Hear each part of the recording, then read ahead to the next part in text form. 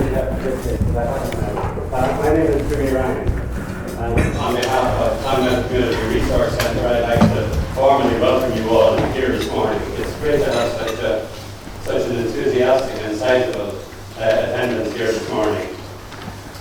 Just a few words about Clonmel Community Resource Centre, who are leading this programme, this project, for those of you who may not be familiar with us. We're here in Clonmel. We're a social enterprise. We employ about 26 people. Most of our funding is earned funds. Less than 15% of our funding is core funding. And our mission includes a broad spectrum of integrated family support services. So I'm not going to take time out of your precious morning to detail all of it.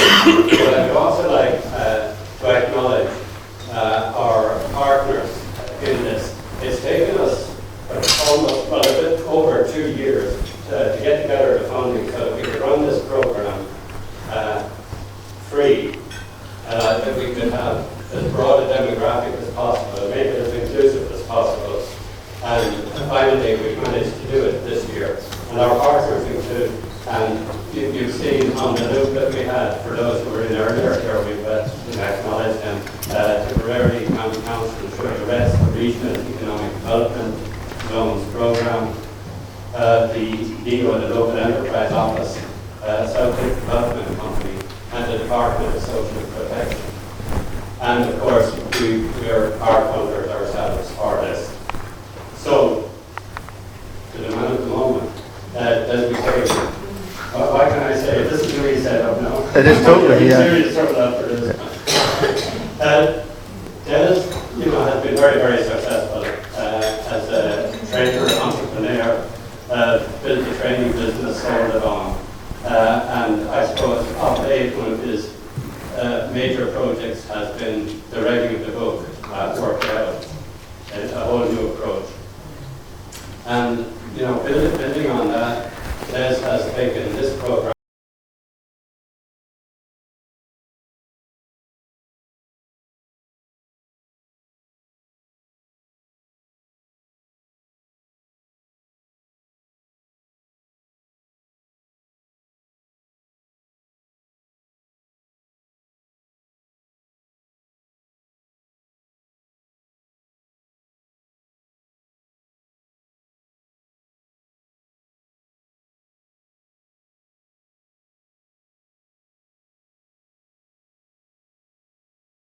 in and prepare to be challenged, and maybe even have some of your life values challenged. Okay. So, thank you, Jimmy. Thank you, Jimmy.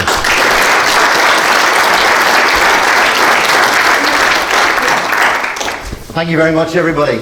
Can you all hear me? Yeah, great. I'll not use the microphone then.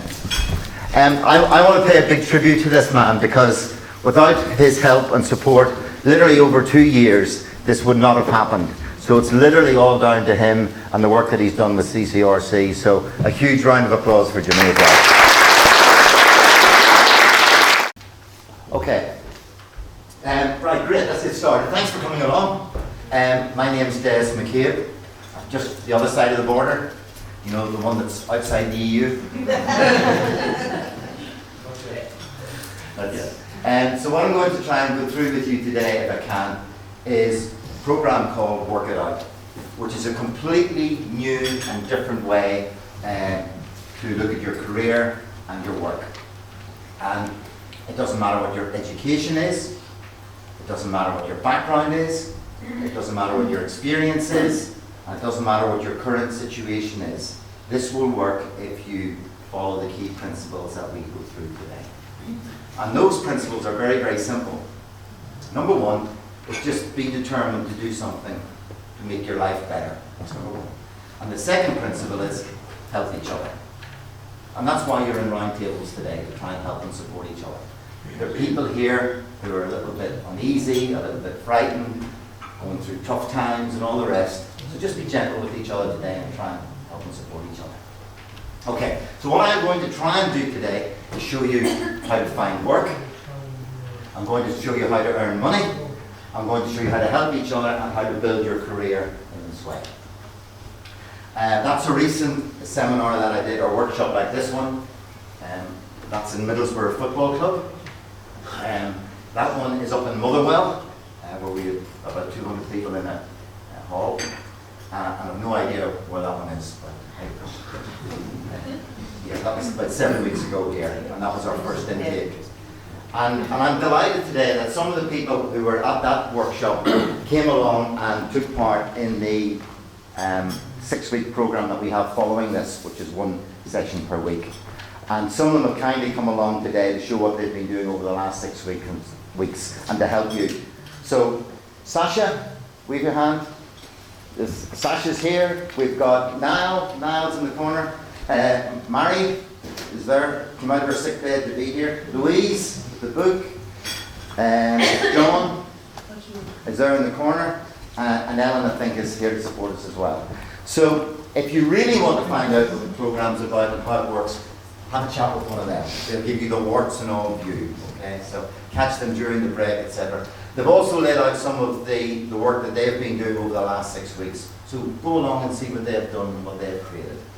The real stories, better than anything I can say. So, some practical arrangements just to fill you in on what's going to happen. If there's a fire escape, please, I think it's that way, straight through the doors. We'll run through to 1 o'clock. We'll be finished this part of the programme at 1 o'clock. There will be a break about halfway through. If you need to go to the toilet or at any stage, just get up and go. Don't sit and wait, right? Please come back. The toilets are just out that door and on your left. The gents are just a bit further on your left. If you have a mobile phone, please leave it switched on. If you could leave it on silent, that would be good, but do leave it on in case anybody's looking for you or in case your shares are crashing. Okay? So just leave your phone on in case anybody's looking for you. Okay? If you need to get a smoke or anything else illegal, then again, come outside and do that at any stage. The showcase, I've just briefly mentioned to you about Sasha and Louise and all the gang, so do take a chance to see what they're doing, explore that. Don't go away today without at least talking to one of them and seeing what they've done. Please. The soup and sandwiches, if anybody wants to stay at 1 o'clock for soup and sandwiches and chat to other people, or talk to Jimmy or I or one of the gang, you're very, very welcome. So please stay and have some soup and sandwiches as well before you go. And a big thanks to CCRC and the funders. Okay, alright? Brilliant.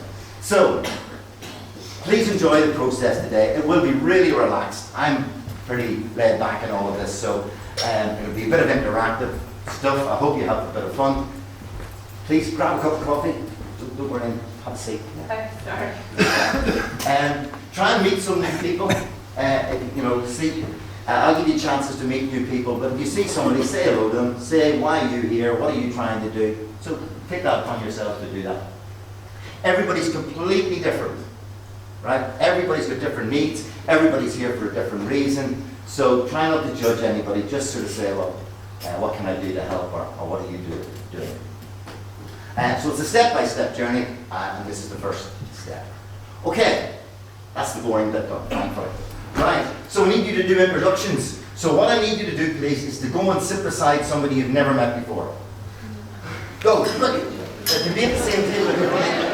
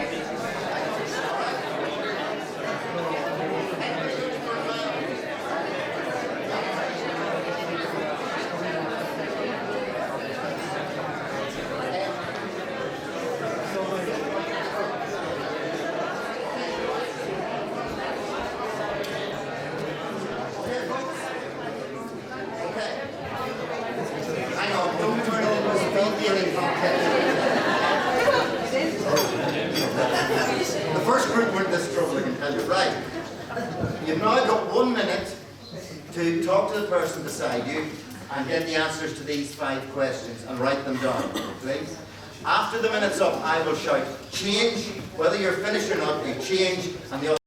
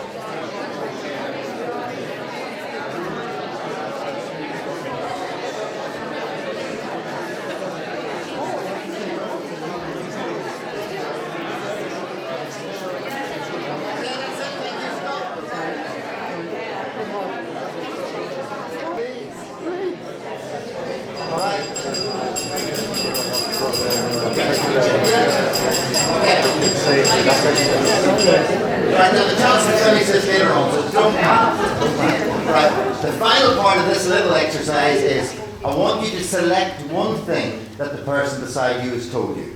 Just one thing. Nothing too private or personal, right? Just something they're good at or something like that. And I just want you to say to everybody else on your table, hi, this is John, and John's really good at making scrambled eggs. Alright? Right? Okay, just one thing from each person and introduce the person for everybody else on your table.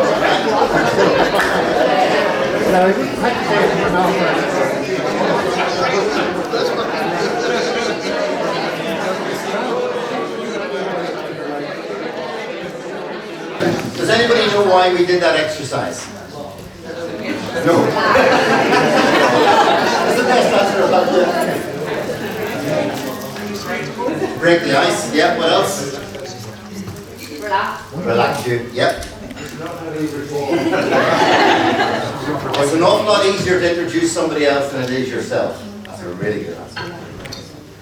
And the other reason is build rapport.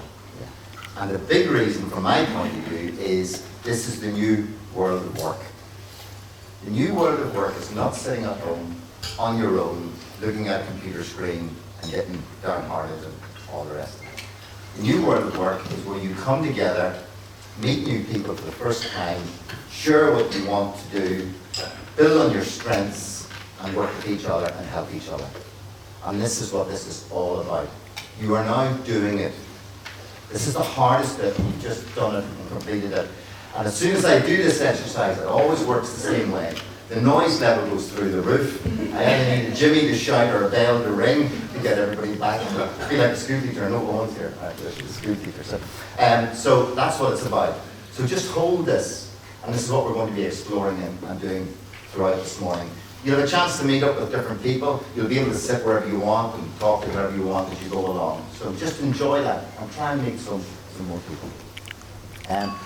I'm going to give you a very short synopsis as we go through this morning. Basically what I call a work it out toolkit. And I'm just going to blitz through a lot of these things, but we do a lot more about each one as we do the 6-week program.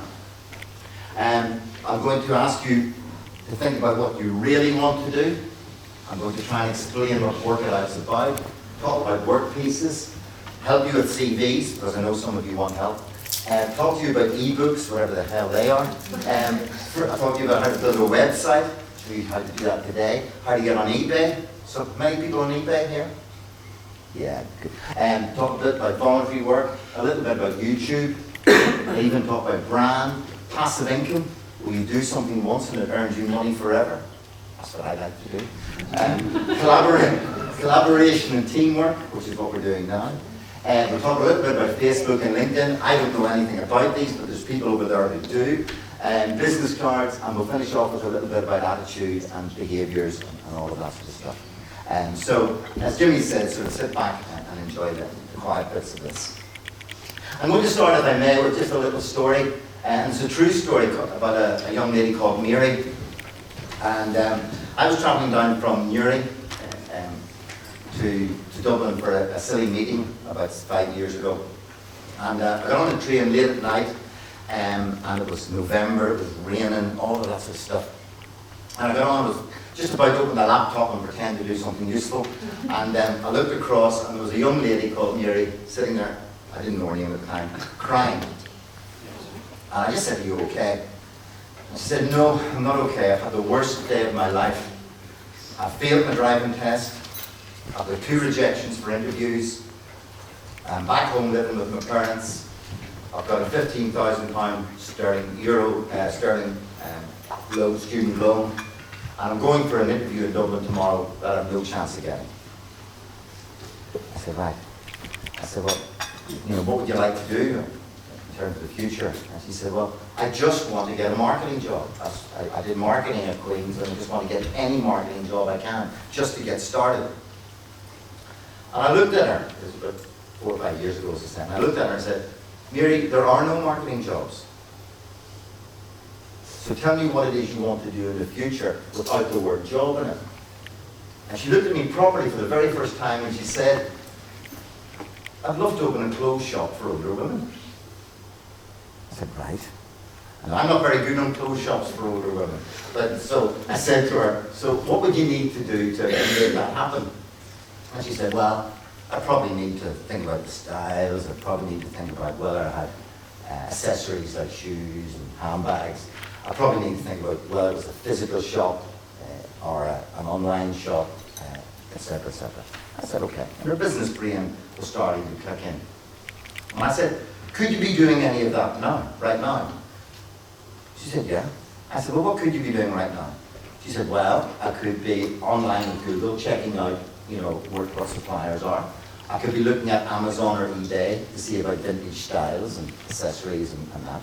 I could be looking in terms of where I live to see whether there's any gaps in terms of vintage shops or older lady shops or whatever. I could be talking to the local council to see whether there's any grants or support. I could be doing a survey of my mum's friends to see what they thought about the idea, etc., etc., etc." And her brain was buzzing and buzzing. And I said, "Well, why don't you start to do some of those things now? You can still apply for jobs, you can still resit your driving test, but in the meantime, you're starting to push forward all these work pieces, as I call them, that are going to take you in the direction that you want to go ultimately." And she'd stopped crying at this stage. She was fine, and off she went. 2 days later, I got a call, and she said, "Des, I just wanted to ring and say thanks very much." I said, "Oh, you're very welcome." And she said, "By the way, I got the job." I said, "Right. Tell me what happened." She said, "Well, it was in the interview and all the rest of it. It was the marketing director. And he said to me, 'What's your future ambition?' And she said, 'I'd like to get your job in 2 years' time and become marketing director of whatever the company was.' And he said, yeah, they all say that. But tell me, what would you really like to do in the future?" And she said, "Actually, my long-term goal is to open a clothes shop for older women.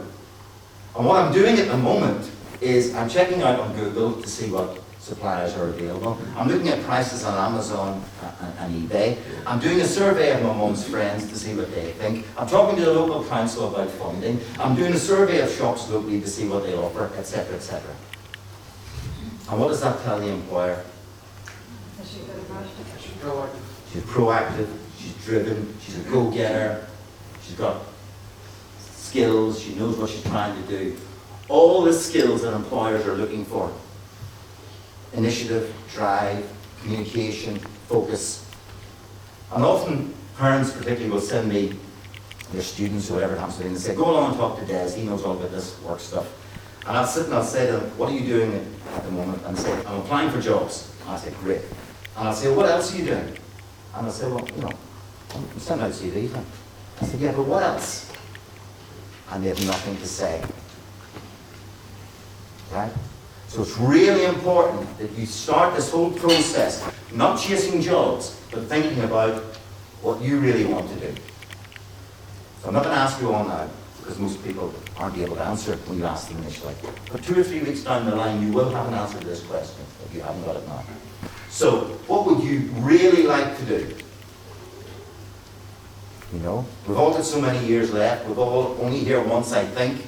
So what's the big dream? What's the big ambition? What do you really want to achieve? What would you like to achieve? What would you like to create? What would you like to make? What would you like to leave behind? All of that. So that's the really first important question in what we're talking about. And all of this is reflected in the new world of work. And we look at some of the changes that have taken place. When I was at school, a couple of years ago, they used to say, study hard and get a good job. That's really gone now. Work and education all helps, but it doesn't necessarily mean you'll get a good job. Retire at 60 with a pension. I'm not sure about retirement, I'm not sure about 60, and I'm not sure about pension. I think all of those things have changed dramatically as well. My old granny, God rest her, used to say, Desmond, I knew I was in trouble when she said Desmond. Desmond, will you go and get a proper job and stop messing about with bits and pieces? The way that you get a proper job nowadays is to mess about with bits and pieces. If you're not messing about with bits and pieces, you're not shaping and making. And we call these bits and pieces work pieces.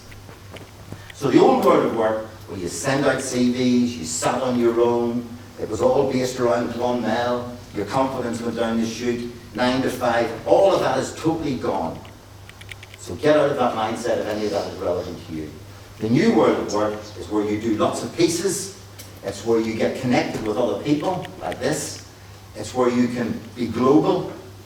So you can create, and I can show you how to do this today, you can create a product, put it online today, and you will be earning money from India and Japan and America in the next week. We can all do that. There's nothing fantastic or complicated about that. And we've got the internet to help us, and we're all 24/7. I bet some of you check your emails or your text first thing in the morning when you're waking up. I bet some of you are looking at Facebook last thing at night. Don't own up to it, right? Okay. So we're all online, connected to the world, 24/7.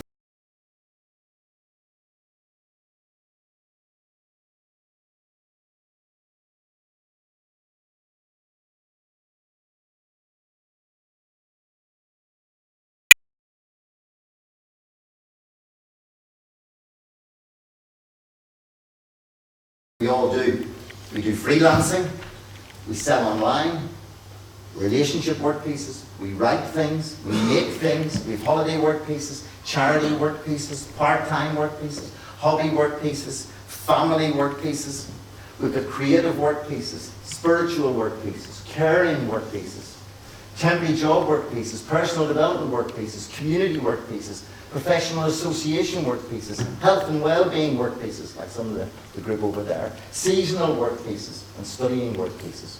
Some of our work pieces pay us money, some don't, like looking after kids, looking after an elderly relative, or whatever it happens to be. But they're all work pieces, they're all the way that we spend our time, and we have to learn to balance this as best we can. And all of this sort of part-time work piece environment has changed dramatically over the last 5 or 10 years. For example, the share of people working part-time in the US has gone up to literally over 20% now. Those people are doing different bits and pieces. In Germany, Germany is promoting mini jobs, which are tax-free by the way, to encourage people to build their incomes. So around 10%, I think it's 15% now, of Germans already have more than one mini job or mini work piece. So don't just think about a big job and everything else. Think about your life being organised into work pieces. Looking after the kids, looking after relatives, doing voluntary work, earning a bit of part-time money, doing a part-time job, whatever it happens to be, and maybe a full-time job. So let's get rid of a few old attitudes that you may hear somebody saying. And again, if you hear any of these things, can you just change people's views? If somebody ever says, I've only got a part-time job, you just say, stop, congratulations, that's your first work piece, well done. You're out there, you're talking to people, you're meeting people, you're building relationships, you're earning a bit of money. All of those things are good and you can build on them. I do lots of work with people who've got depression and addiction and all the rest of it. And they sit in their house and they don't get out. So anybody who's doing that, brilliant. You add another work piece to it, another part-time job. It's not rocket science to put two part-time jobs together and suddenly have a full-time job, or three. And if you get too many, you get rid of one.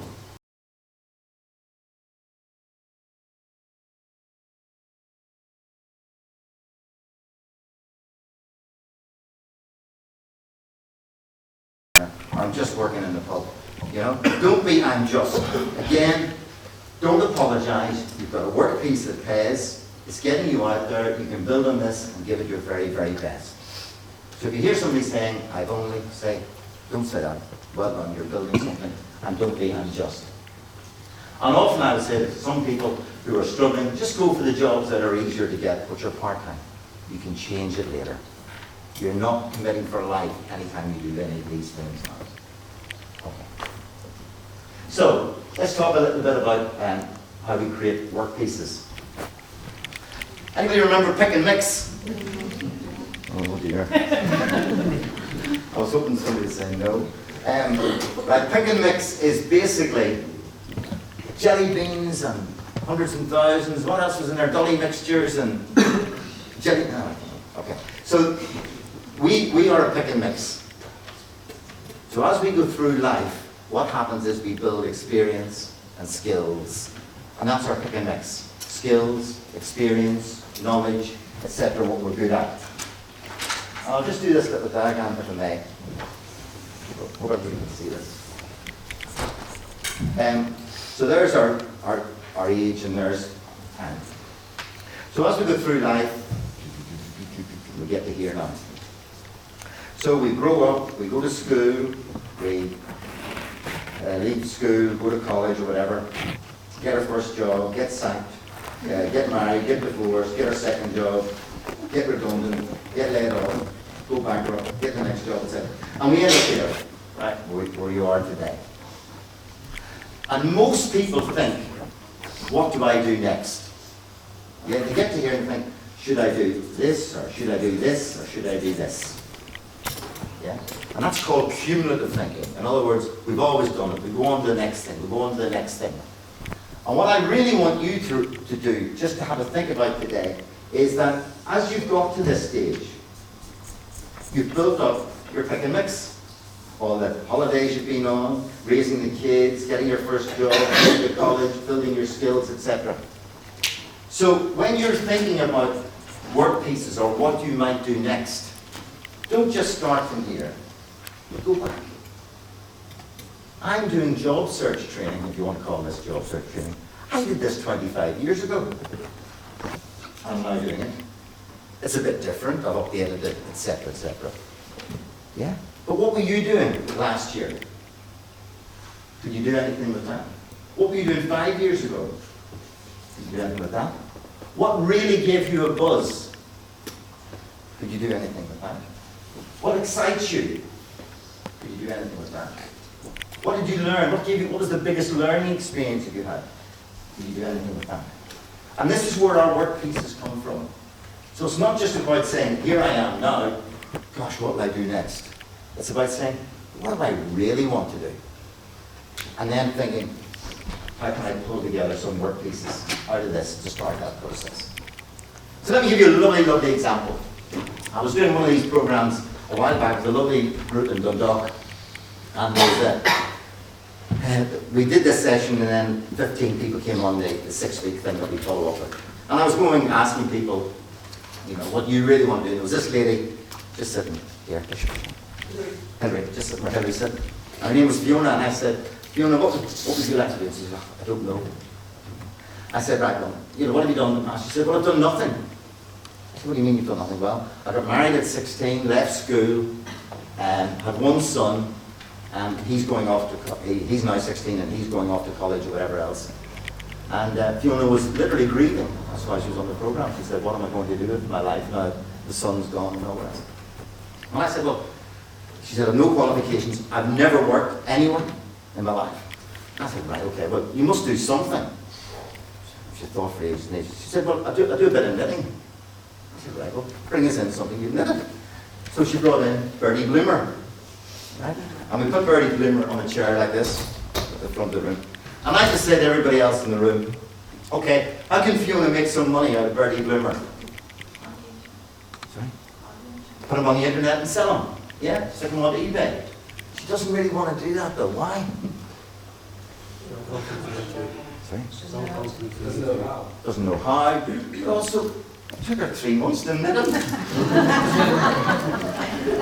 And any knitters in the room will know. Look, drinking watering can with the water coming out of the bucket with the flowers.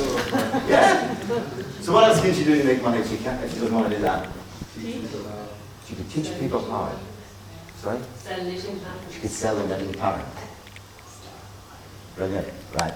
So basically what she does, she types up the knitting pattern, and gets somebody to help her do it actually, and she puts a picture of Bertie Bloomer on eBay, and she sells the pattern. Right? So every Sunday she goes to her computer, €10, €10, €10. So she's only done it once, but every week she gets money from the pattern from Bertie Bloomer. Right? How often do we work week in and week out and then don't do anything more with it? So she's got her pattern. She then goes home to her 16-year-old son. She said, I'm on this great course, I've done the pattern. He says, Ma will do the video. Right? So he gets out the camera phone and he starts videoing his mum doing the watering can. Now she's got a DVD. Now she's got a second product that she sells. Right? So we've got the pattern and we've got the DVD. And she's only ever done this once now. And these products are starting to build. Then she comes back to the group and she said, the group said, no, this is good, we're on a roll here. I think we need graphics students and I think we need some English students. Let's go along to the local college and give them a project. Why do they need graphics students and why do they need English students? He's going to become a cartoon. And Bertie's on his own. And people know men are no good on their own, right? So we've got to get him a family or a partner or something. So they create the characters. And the English students are the kids' stories. Right? Now, I could literally tell you of 10 people who have been on this program with me who have written kids' stories. And every month I will get a text from one of them saying, I'm now in such and such a primary school reading the kids' stories.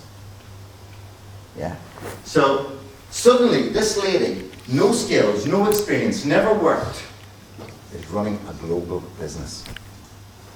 And you know what she's doing now? You cracked it. She's now going around Ireland and working with residential homes and teaching older people how to knit as part of the therapy. She gets there. So this process won't quickly give you the ultimate job you want, but what it will do, it will enable you to work towards it and make it happen the way that you want. I could talk about it. Joe used to make Celtic crosses, carve them out of wood, Ballygoffey. Joe had 3 addictions: drink, drugs, and gambling. He left the program, and a week after he rang me up and said, Des. And I said, what is it, Joe? He said, I've got a contract. I said, what's the contract for? He said, making grave crosses. And these are just simple little crosses that go on a grave when somebody died. You probably know. And I said, that's great, Joe. I said, how much is the contract for? And he said something like, €13,000. I said, how did you get a contract for €13,000? He said, I made one, brought it along to the local undertaker. He just happened to be the regional undertaker, and he ordered 10 or 20, whatever it was, for everybody in the area. I said, that'll keep you busy. He said, no, I've got somebody else making them. And I thought I was teaching people, you know. Okay. I'll try through this. I dropped my iPhone on a program. This guy picked it up. He looked at the back, it smashed. He came back the next week. He bought the piece on Amazon for £1.14 or something it was, and he took 14 seconds to take the back off and put the new back on. He did a 30 quid repair in about 14 seconds, whatever it was. Everybody else in the room said, can you fix my Wii, my PlayStation, my satellite TV, whatever. He's now working in Scotland and got 6 people working with him as well. Why? Pat does bread and butter. Mina does pictures embroidered for kids. Eleanor does Reggie. There's lots more exciting stuff today for you. Angela, breast cancer, is now back doing her catering business. This is a health service manager, a very senior one. And his passion all his life was wine. And so he taught us on the program what wine went with which meal and all the rest. And he went off and he trains the staff in Lidl and Sainsbury's. So when somebody comes in for a bottle of wine, he said, oh, white or red or what do you need? Yeah, having the time of his life. Alex does coaching. Mary's mum, her hair was falling out for some medical reason, and Mary did all the research around it, and now she provides help and advice for other ladies who are losing their hair for whatever reason. Fred was 65, never going to get a job. He started to make little furniture, and then having done that, he rang me up one day, literally in tears, and said, yes, I've just got a job. And I said, great, what is it? He said, traffic manager for Farron's, which is one of the big construction companies in Northern Ireland. I said, traffic manager? That's brilliant, Fred. Well done, oh, delighted. I said, what do you do? He said, well, I stand with the sign, and when the traffic's coming, I turn it around to stop, or I turn it around to go. Right? This guy will be running the show. He was fantastic. So, Orla, architect, she went off and had her first child, lost confidence, and she came on the program and then went back in. And what Orla did, she realised how male-dominated the house building industry was. So she built her business around designing homes for women, as opposed to designing houses. Houses are about bricks and mortar, homes are about the family living there. Yeah. Niall was really concerned about farm safety and the number of kids drowning on farms, and he does that, health and safety around farms. Zona, a lady, never worked or anything like that, came on this particular program. Her and another colleague just teamed up the way you've just done, and the only thing Zona was interested in was dog walking, and the other guy decided to help her to do a little leaflet. They did the little leaflet straight after this particular course, and went out and distributed them, and now Zona does dog walking. I think she walks 4 or 5 dogs at a time, twice a day. I said, how much do you charge? She said, £6 an hour. I said, that's really good. Yes, but I do 6 at a time. Yeah? So there's loads of stories. So I just want you to think now, that's what we're going to look at. We're going to look at your pick and mix now. So get a piece of paper, and I want to start to pull out your jelly beans and your deli tots and think about your experiences and what you're doing, okay? And you can do this in twos, or you can help each other as you go along. But I'm going to fly through it. So remember this now. So your future work pieces do not have to, they don't have to start with your last job, right? You don't have to start here. You can use any skills, any experience, anything you've gained at any time. And think about who you can help. Yeah? Think about who you can help. And I just want you to have a bit of fun with this over the next 10 minutes and explore and develop some ideas. Okay. So we're going to go through 6 key things. And I just need you to try and identify 1 or 2 things under each heading if you can. Okay. Okay, here we go. Number 1, skills. So, what are your skills? And what are you good at? Yeah? So, and we're going to think about products from these in a minute, but what are you good at? What can you do? I mentioned scrambled egg earlier on. 13.1 million people search Google every month to learn how to make scrambled egg. 6.8 million people search Google every month to learn how to change a plug. Right? What are you good at? What can you do? Right? Come on, get a few things written down. Yeah?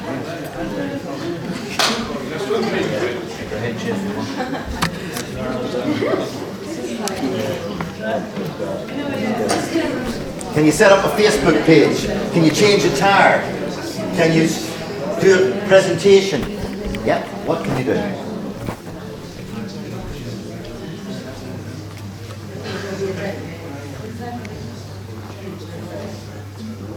Okay, ready? Number 2. Okay, I'm interested in your experience. Okay, so what experiences do you have that could be useful in creating products or services? So your experiences are things that have happened to you. So what's been a big achievement? What's been a big disappointment?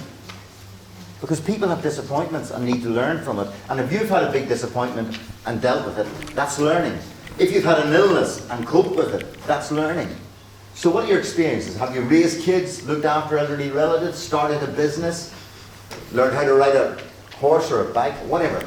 Had a brilliant holiday in Tuscany? I don't know, whatever. So what experience do you have? What's been your successes? What's your 3 top successes so far? No, you have to keep it clean. All right, okay.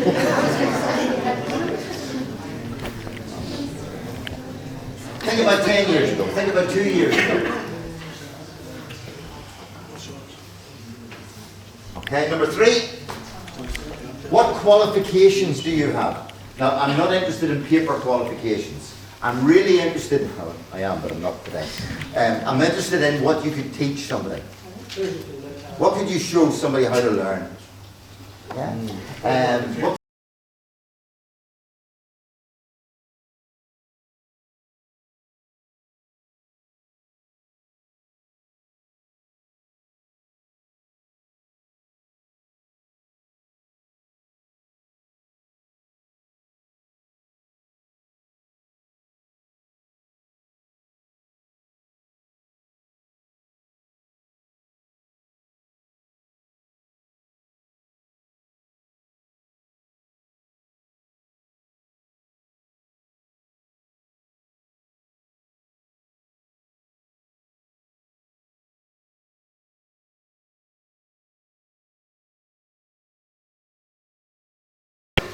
What would be your ideal work? What do you like to do at home? Watch the football? Drink wine? Yeah? Build something? Create something? Hobby in the garage? I don't know. What do you like to do in your spare time? So, what sort of things do you like to do? Not that you have to do, but you'd like to do. If you had a bit of time for yourself, what would you like to do? Go off and explore somewhere? Write a book? Think about a new hobby? What would you like to do? Okay. Okay. And number 5, what are the areas you're really interested in? Yeah. So if you had more time, or somebody said to you, there's 3 weeks off, go and do something, or there's 6 months, go and explore something, or you've got 2 hours every day to do something, what would you really want to do? What would you be really interested in? What would you like to know more about? Is it scientific things? Is it health and well-being? Is it new diets? Is it looking better? Put a good shirt on, right? So, what is it? Is it health, diet, fitness? Is it something for your kids? Is it a difficulty you're trying to tackle at home? Is it about relationships? Is it about, I want to learn how to earn more money, or whatever? So, what are you really interested in? Okay. And number 6, the final one. How can my ambition for the future give me ideas for new products or services? Folks, if you don't know where you're going, it's really unlikely you're going to get there. Right? We don't set off in the car without setting the sat-nav anymore, right? So let's set the sat-nav today, right? So what would you like to see happen in your life? What will you be doing 2 years from now or 5 years from now? What will be different? What will be better? What will be more exciting, more fulfilling, or whatever? So it's 2016 now, so by the time it gets to 2018 or 2020, what would you like to see different? What would be the one big thing? What would you like to see happen? It could be about your kids, it could be about your partner, it could be about where you live, it could be your lifestyle, it could be retirement, it could be absolutely anything. So what's your one big ambition?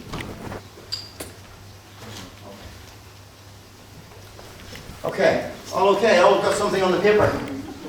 Yes. We'll be publishing all of those, obviously, and then.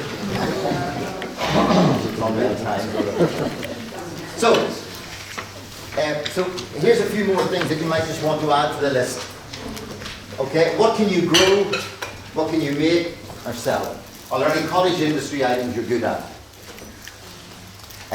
What books or guide or manual would you write? If I said to you, write a how-to book on something or a how-to 5-page guide on something, what would it be? How to do what? Yeah. What services could you offer? I don't know, it could be from computing or football training, personal cookery, car valeting, tutoring, whatever. So how do you share your skills? In whatever way you can. And we'll do eBay later on. So if you go back now to Fiona, Fiona created a huge business and got to where she wanted to get to with just one skill, and that was knitting. You've already got a list of 3, 4, 5, 6 things on your sheet of paper. So what are you going to focus on? What's your next work piece going to be? So that's what we're going to try and do. Explore and use the skills and experiences that you've talked about. So we've spent all our life building our knowledge, building our skills, building our experience. Yeah? There's jobs you've done. I bet some of your computers are stuffed with documents and reports and files and all the rest of it. And you know lots about lots of things. You're interested in lots and lots of things. And you could help loads of people with what you've already learned. And I'm really trying to take out of this, and help you to take out of this, what's going to be useful for driving your career forward. You don't need to learn anymore. You've all already done it. You've passed the University of Life. You're here. So how do we take these things out and use them? So, we're going to have a bit of fun, and this is purely a creative exercise to get you linking up again and having a bit of fun. So, I want you to think of a little idea that you could develop that's of interest to you. So, team up with somebody you like. It could be something that one of you is interested in, or two of you are interested in. But just try and develop it as an idea. So, just take any idea and try and create a little sort of initiative around it, for want of a better word. Okay? So, think of something, build an initiative, and you've got 10 minutes to do this. Okay, go. Once you have a piece of information that you're good at, you can use it in lots of ways. And what we're used to doing is using our information just for one job. But if I'm good at knitting, I can write a book about knitting. If I'm good at knitting, I can create knitting products like Birdie Bloomer. If I'm good at knitting, I can run a training course in knitting. I can do advice, I can do mentoring, I can do services, I can create a DVD, I can do talks. So if you know about one thing, you can get it out there and support people and provide products and services in lots and lots of ways. And every single one of us is an expert at something. We're all good at something. The challenge sometimes is just finding what that is and then working with other people to help us to develop that. So, just like Fiona was good at knitting, what are you good at? What's your area of expertise? What have you spent years learning about, developing, improving, helping people with? So yes, you can go and get another job in that area, and you can start to develop other work pieces with that as well. And here's a little story about work pieces, because I know one or two of you can in a bit later on. A little one that captures it really well. A story about Barry. I met Barry in London yesterday in a pub. Not recently, I guess. He's a student at college. He works part-time in a pub. He's writing his first novel, selling collectibles on eBay, and teaching kids to play football on a Sunday morning. And these are Barry's work pieces, right? Defined by his need he needs short-term money, so he's working part-time in a pub. He's selling collectibles on eBay. He's got longer-term career plans, so he's doing his college course. He's got community spirit and he needs the exercise, so he's teaching kids to play football on a Sunday morning. And he plans to put some passive income in place for the longer term, which is why he's writing his novel. It's such an understatement to say that Barry is just a student. Likewise, it's just an understatement to say each one of you is just a teacher, just a nurse, just a landscape gardener, or just whatever. There's lots of things that we can all do and develop. So, I've been asked to do this session, a short bit on CV secrets. So, I know some of you are applying for jobs, so we do a lot more on this on the 6-week program, but I'll give you some little nuggets today which I think will really help you. First question, what's the purpose of a CV? Get an interview. Sell yourself. Paint a picture. Create a first impression. All right. All of those are absolutely right. The main purpose of a CV is to get an interview. When you're in front of the employer, you can impress them with your skills and expertise. You can't really do that in just a short CV. So the purpose of the CV is to get the interview. It's not to get a job. It's not to present yourself in the best way or any of that. It's simply to make sure you get in front of the employer. And you have to be really creative and brutal about that now in the competitive marketplace we're in. So, I hate to tell you this, but employers do not read all of your CV. You don't read every page or every word in the newspaper, do you? You don't read every word on a web page or a website, do you? What do? You scan. You scan for keywords. So if you're going on a holiday to Tenerife, you look for Tenerife, cheap flights. Yeah? That's the way our brains now work. Employers do exactly the same thing when they're looking at your CV. They're scanning for the key information that they want. And that is typically on the top third of the first page. So whatever you put on the top third of the first page of your CV has to be the key message. I'm the ideal person for this role because, for goodness sake, don't put your address at the top. They're not interested where you live. Okay.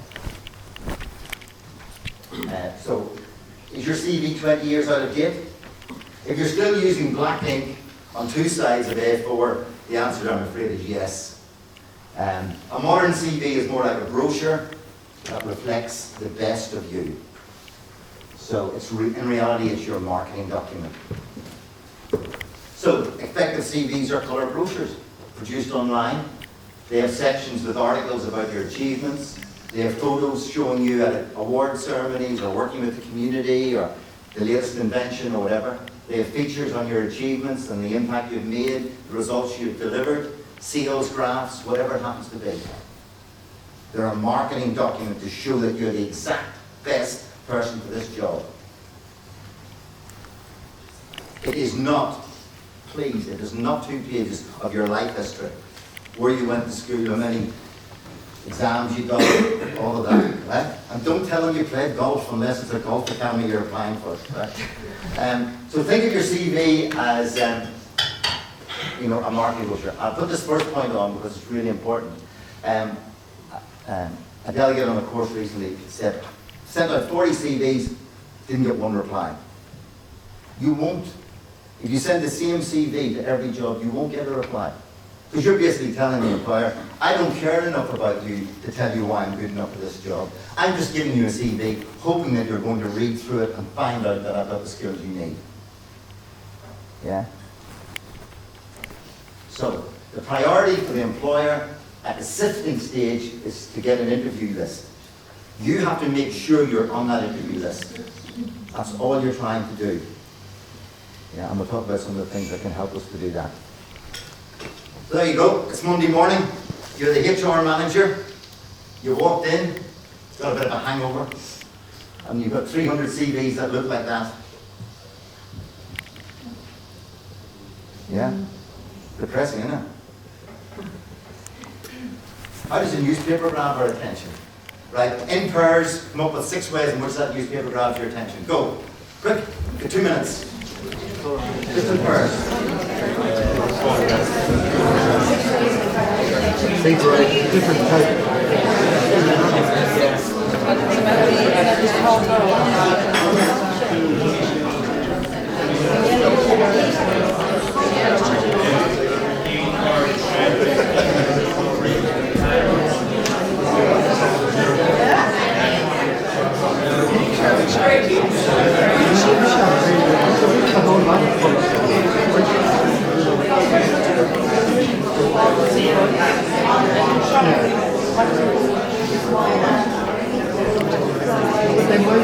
They play the theory.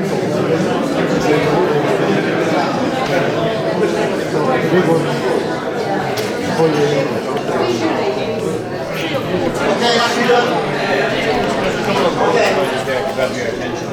Okay, give me one quickly. Headline. Basement, yep. See all the different sections? Yeah? It doesn't look like that. Yeah? So different sections is really important. Number 2? Picture. Picture, absolutely. And the picture doesn't have to be of you. It can be of an impact that you've had. So if you've helped young kids, it might be a picture of the young kids, or the community group, or whatever it happens to be, or the product that you've sold before. So get a good picture in there if you can. Number 3, colour. How many of you would go into a travel agency and pick up a black and white brochure? It's the last one you pick up, isn't it? Yeah? Imagine if a recruiter has a colour brochure here. Which one is he or she going to pick up first? Oh, it's not rocket science, folks, is it? Yeah? Let's play the game. Right, what else? Font size. Font size, brilliant. Really big heading.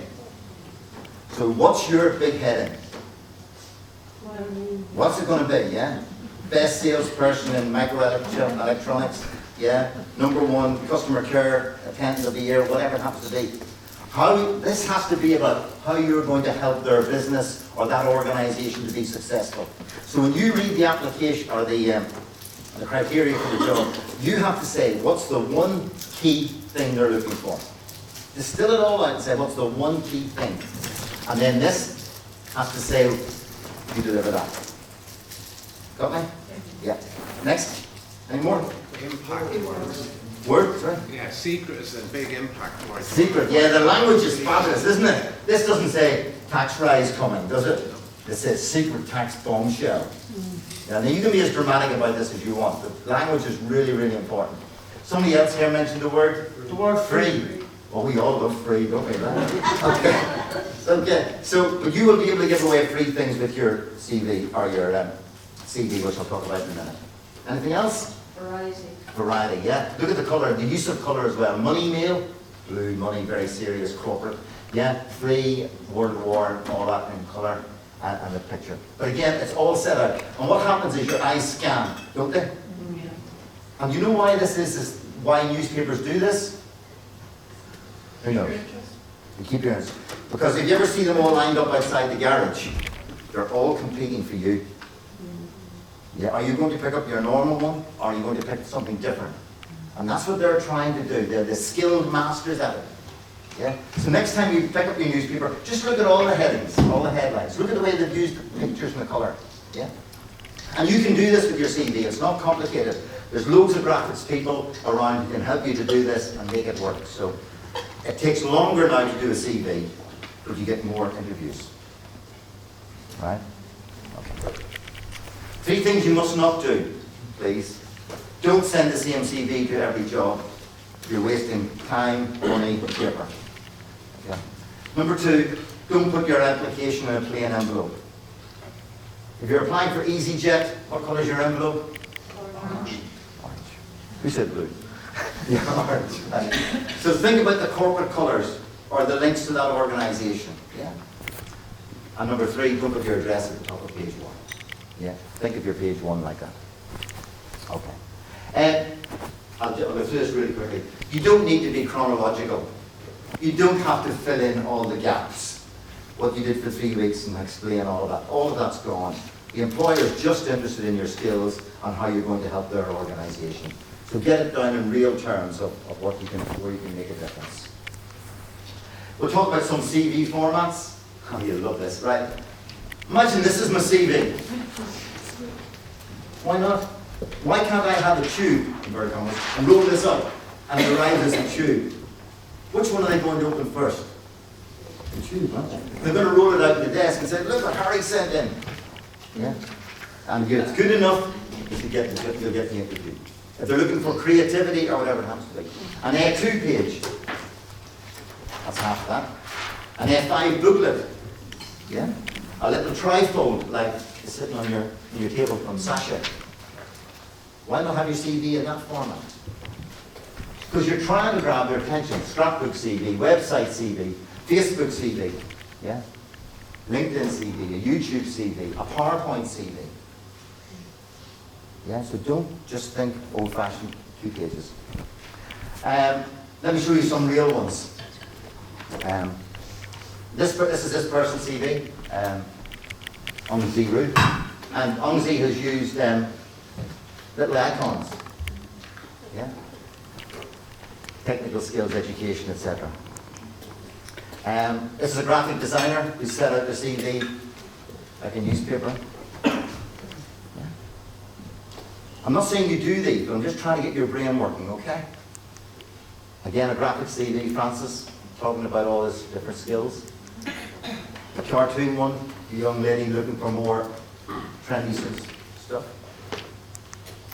Another cartoon one. Brochure CV. So if you're applying for a job in a restaurant, maybe you do your CV more like a menu, something like that. Yeah. Show your creativity. Graphic CV, again, that was for an organisation called Seven. Yeah. Post-its. This person created post-its and made their CV look like post-its.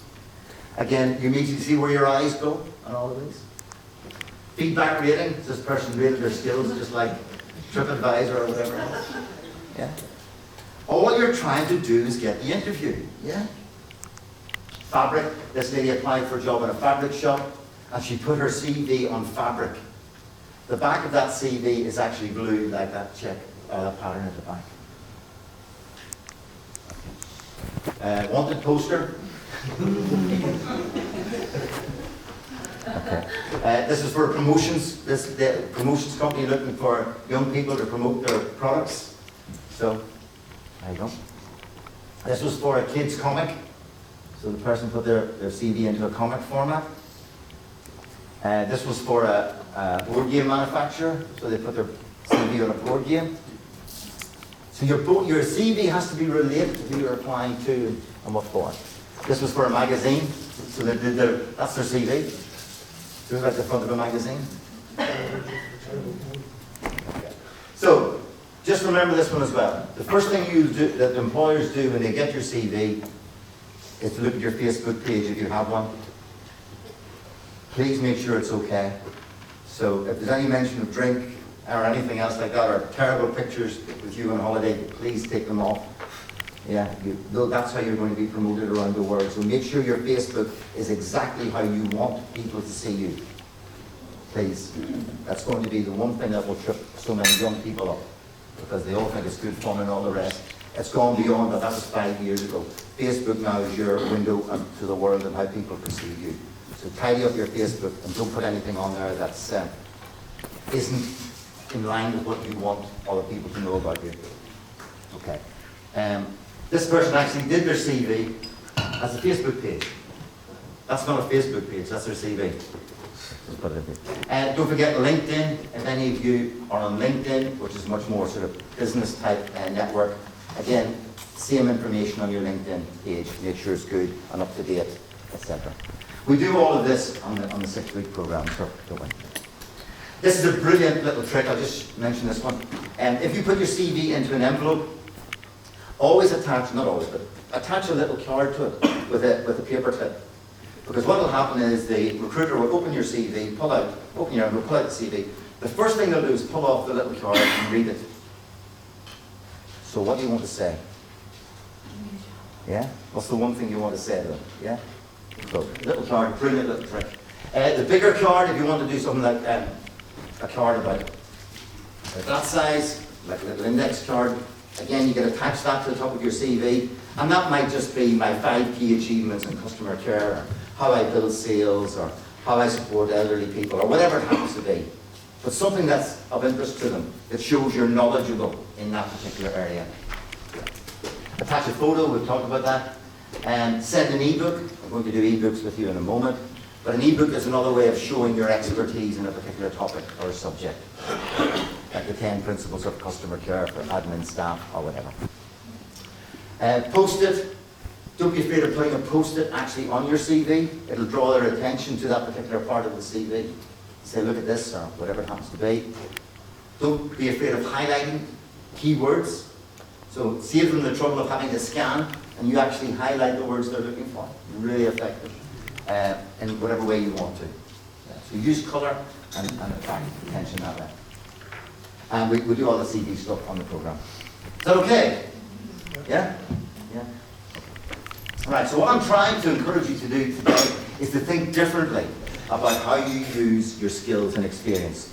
You've got this big bag of pick and mix that you've built up over the years, and I'm just trying to get you to dip into it, have a bit of fun with it, play with it, explore it, and help it to take you in the direction that you want to go and what's important to you.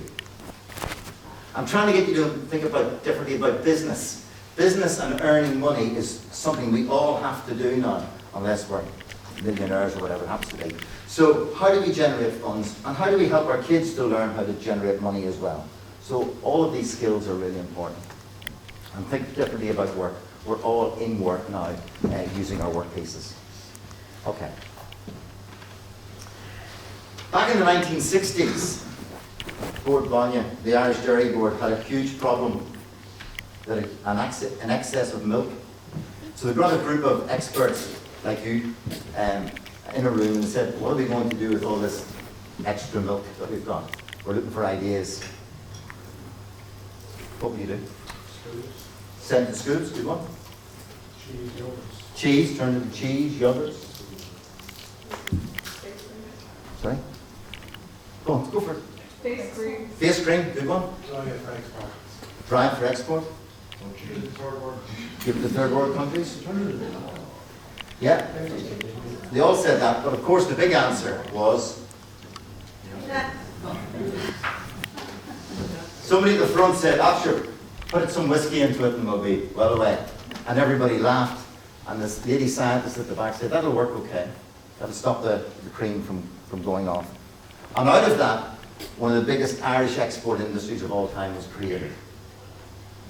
My message to you is, when you're stuck with a problem, don't just go down the traditional route. Be wacky, be creative, link up with other people. Because people always say, give it away or send it to schools. Then they think, well, what could we add to it or turn it into? And they think about cheese or yogurts or milkshakes or whatever. But it takes real creativity to come up with something completely different. So if you're ever stuck, try and find ways of thinking differently about it. What sort of business is McDonald's? Now. It's a franchise, yeah, that's pretty good. That's getting close. Making money, that's even closer. Bloody enormous is pretty good too. McDonald's is one of the biggest property businesses in the world. And it happened by accident. Essentially, Ray Kroc and his partner set up the first McDonald's cafe, as it was called then, back in the 1950s. And they wanted to set up a second one, and they had no money. So what they said was, well, why don't we get somebody who's got some money, and we'll let them run it. And so that was just like franchising it. But what they also did was they charged the person rental for the property. And they took out a mortgage at that time, and they used the rental money to pay off the mortgage. Yeah. And every time after that they opened a new McDonald's, they took out a mortgage, and the licensee or the franchisee paid off the mortgage. And after about 5, 10 years, whatever it was, each one of these properties then became owned by McDonald's. By accident. Because of the problem that existed. Yeah? So, think of that. Anybody know Martin Lewis? Yeah. Yeah? Martin Lewis used to be, he still is, a financial journalist. He answers lots of queries on the radio around insurance and mortgages and loans and all of that type of thing. And he used to be on Radio 2, I think it was, and he'd be on for about 10, 20 minutes during the day. And people would ring in and say, what do I do about my credit card or whatever? And what he did was that he went home at night and he typed up the questions that people had asked him, and then he typed up the answers that he'd given, and he simply put it on a web page and added it to his website. He then sold it for 87 million. Yeah, and he donated 10 million of that to charity, and he gave 1 million to Citizens Advice. And he still controls the website. Now, just think about this.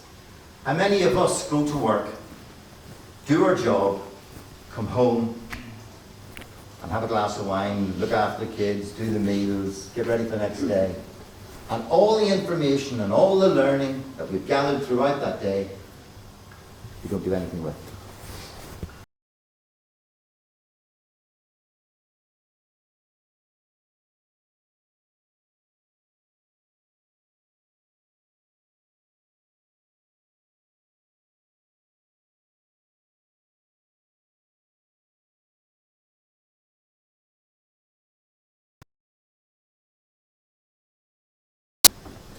So don't just do your job. Yeah? Think about where's the value? Where am I going with this? Where's it taking me? And age does not matter, I'm pleased to hear. right? So Ray Kroc opened his first McDonald's at the age of 57. Not bad, eh? Colonel Saunders was broke at the age of 65, and today Kentucky Fried Chicken is one of the leading fast food outlets in the world. So it doesn't matter how old you are. Likewise, it doesn't matter how young you are. Fraser Doherty made millions selling jam from his granny's recipe. He started making jam at the age of 14. He left school at 16, and now Super Jam has about 10% of the UK jam market. No skills, no experience, never worked before, but likes jam.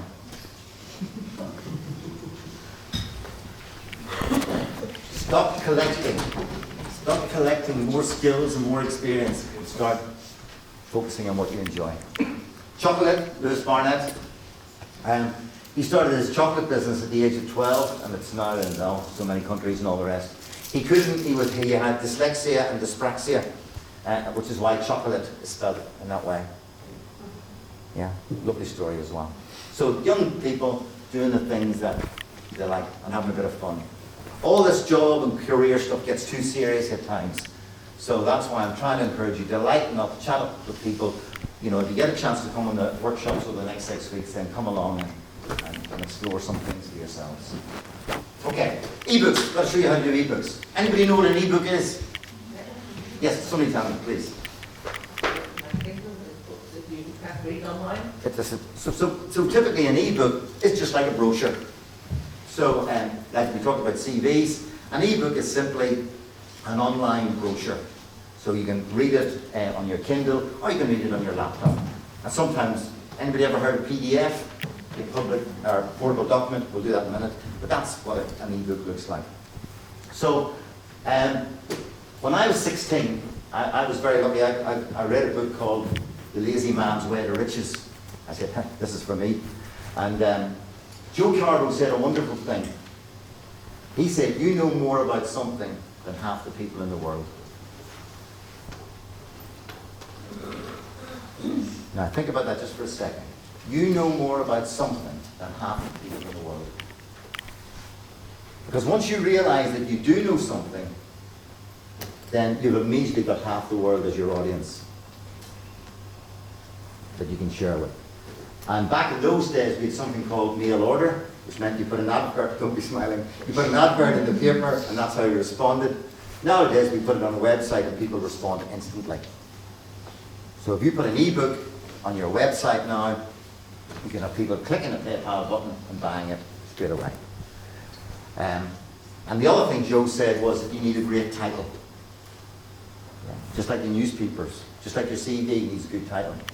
And when I had a training company a number of years ago, we had a course for trainers. And we didn't call it training skills. We didn't call it how to train people. We called it liven up your training.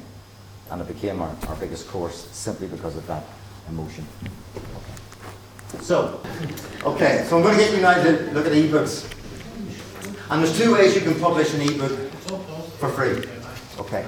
You can publish an ebook on your website as a PDF, and you can put it onto Amazon Kindle, like the lady has just shown us. I'm going to show you how to do both right now very quickly. If you've never produced an ebook, I want you to go home today and do it. Not joking, dead serious, right? So, the way you create a PDF ebook is very simple. You've got a Word document. Does everybody know what a Word document is? Put your hand up if you don't. Okay, a Word document is when you go onto your computer and you start typing. And you end up with a page in front of you with lots of text. Yeah, so typically that's a Word document because it's full of words. Right? So any sort of Word document like that. You click Save, like you normally do. You normally give it a name. And instead of saving it as a Word document, you save it as PDF. And PDF means Portable Document Format. And the reason you do that is, if some of you have ever sent a Word document to other people that have got photographs and all on it, you find it gets all mixed up all over the show and messed about with margins and all the rest. If you turn it into a PDF, it takes a photograph of that and sends it exactly as you want it. Okay? And you give it a name. So let me show you exactly one I've created earlier. So here's a Word document. It's called Sadness Quotes. It's a difficult period, right?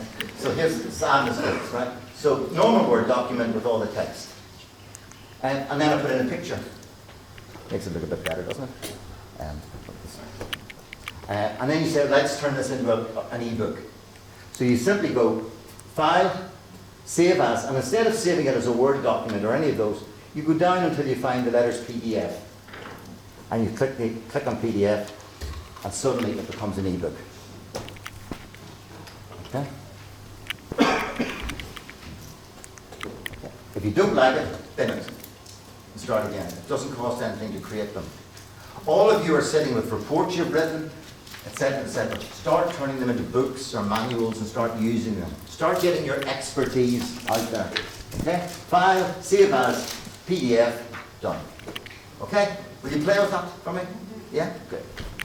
And you can have hundreds of these. E-books that are sold on Amazon are typically between 10 and 200 pages. Some people are selling one-page e-books on Amazon for 99 cents. And they're simply giving a solution to something. How do I deal with a kid with eczema or whatever it happens to be? Yeah? So, let me show you now how to get your book onto Amazon. Amazon sells a lot more e-books now than printed books. And there's it on Kindle. But e-books can also be on your computer or your laptop or whatever. And if you want to publish on Amazon, you simply go to the very bottom of the page and you'll see something called Kindle Direct Publishing. And if you search Amazon, if you search Kindle Store up here, you search books or whatever it happens to be, just search Kindle Store because that's where they keep all their e-books. And if you type in Work It Out there, you'll find my Work It Out book. Now, this isn't a real book. It's not a physical book in that sense. All that this is a Word document, like I've shown you, and a picture. Right? So if you want to put your book onto Kindle and have it promoted all over the world, 24 hours a day, all you need is a Word document and a picture. You can get the picture done on Fiverr, Fiverr.com for $5. Somebody will do you a great cover for $5 on Fiverr. We do all this again on the course. So there it is, and there's the book. So you write your book for Amazon in a Word document, you go to Fiverr, get your cover, and then you upload it through Kindle Direct Publishing. And you'll get 35% or 70% royalty on every book sold. I have this in sterling, but usually that's the way it works out. You decide on the price, and you get all the royalties, and Amazon will send you a check every month. And Amazon will promote your book for you. Let me give you a really simple example. I had a young lady called Hannah. I think another Hannah here.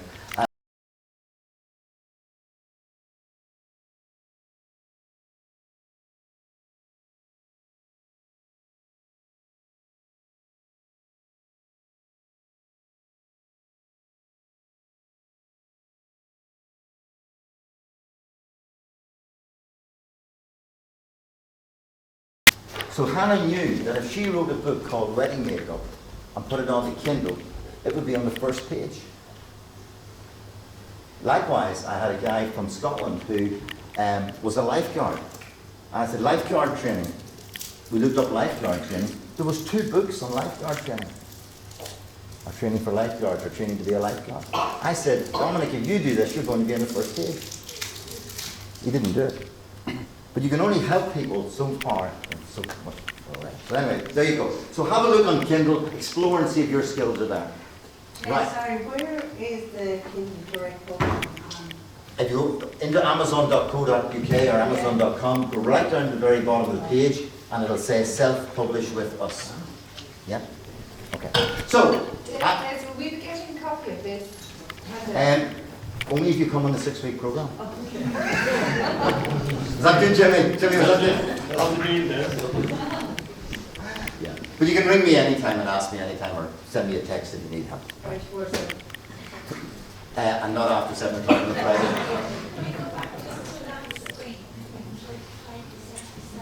Yeah, so the dearer you make your book, the more money you'll get and the more Amazon will give you. But books normally at 99 cents or whatever go really well. Okay, so I want you to start writing your first ebook today. just for the fun of it, I want you to think about a topic, think about a subject, and start to map it out.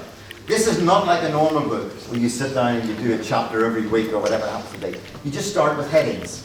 So let's say your book was Making Scrambled Egg, yeah, a guide for students, right? Yeah.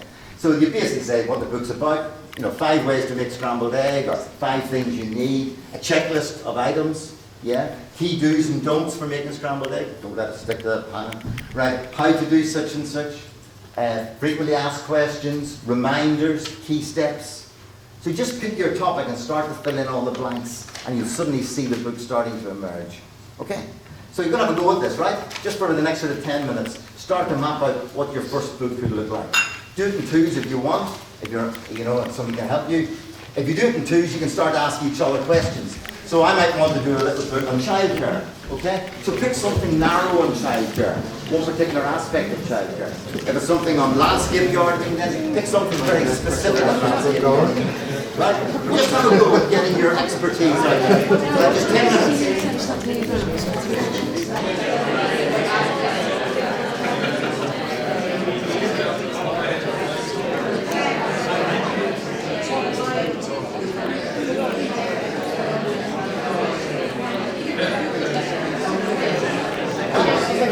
The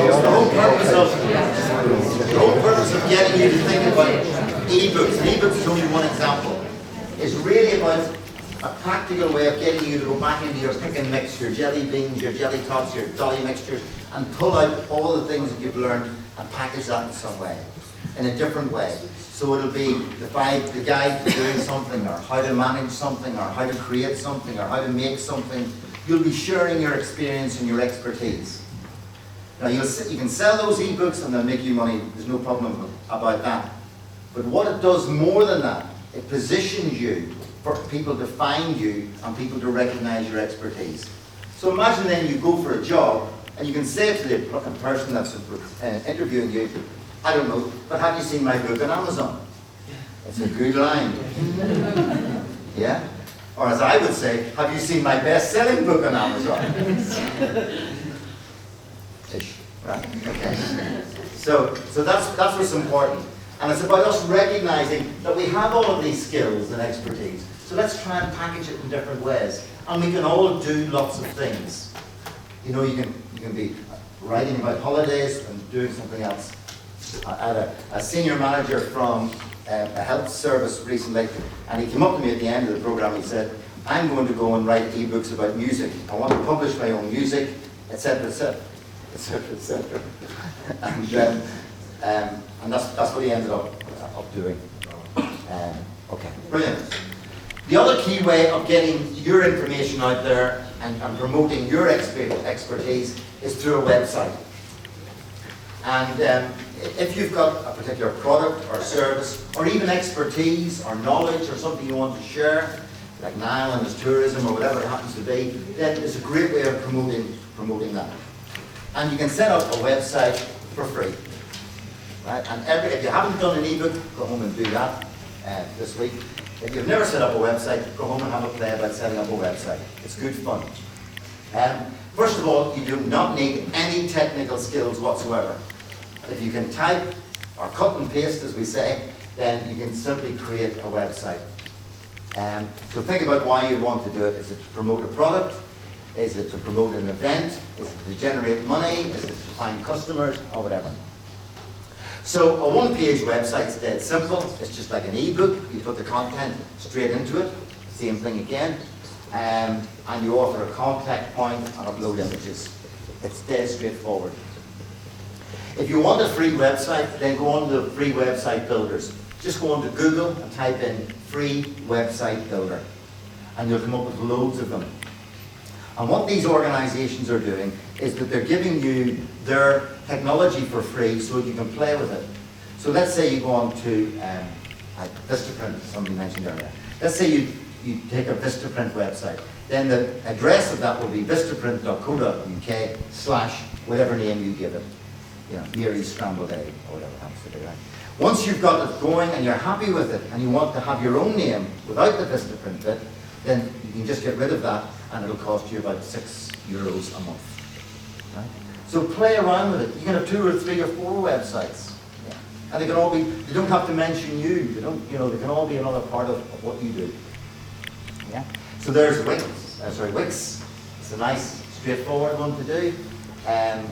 Lola is another one. I'm not promoting any of these and I don't get paid. Webs is another one you may have heard of. Vistaprint's one I mentioned, etc. And once you put something on the web, just like your Facebook page, it goes global. So people in China, America, South Korea will be finding you. And if they want your expertise, they'll come and ask you, or else they'll buy something from you, or whatever. And you can also track your visitors. You can see how many people are looking at that page. You can see where they've come from, etc., etc. So, I'm not trying to turn you into business people. What I'm trying to encourage you to do is to get your experience and expertise out there. You've got it, you spent years gathering it though, so let's do something really impressive with it. And if we work together in 2s and 3s and 4s, just like everybody else did in the group who will be talking shortly, then you'll be able to make these things happen. So, okay. eBay, I'm just going to flick. We're doing maintenance while we're here. We'll do eBay very, very quickly. There's a few people who have already sold on eBay, so those are our eBay experts. We will go to them. But basically, there's millions of people who make a living out of eBay. And it's very, very simple to list an item. You go into ebay.co.uk, so raid your garage, raid your shoes, your wardrobes and everything else, and get rid of all the junk, and you'll always find people who will buy it. So you type in, number 1, the category, what it is, so it's a book or whatever. You pick a particular category, upload a photo, and then do a little bit of typing to say what the item is. Yeah. And then say what price it is, how long you want the auction to run for, 7 days. You always want your auction to finish on a, who knows? Sunday night, 7 o'clock. That's when all the world is on eBay. They've had enough over the weekend, right? So 7 o'clock Sunday night. Okay. And you put in your price and all the rest of it. For eBay, you will get paid through PayPal, so you will need a PayPal account. It's dead easy to set up. PayPal, all the money goes into PayPal, and then you simply withdraw the money into your own account. That's how it works. So if you ever want to sell online anything, a PayPal account is the easiest and most reputable way of doing it. So again, if you want to explore doing eBay, again, come along over the next 6 weeks and have a play with that. I'll say a little bit about voluntary work. This is Chloe.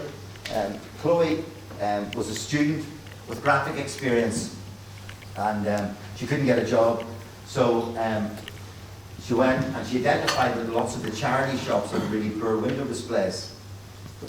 So what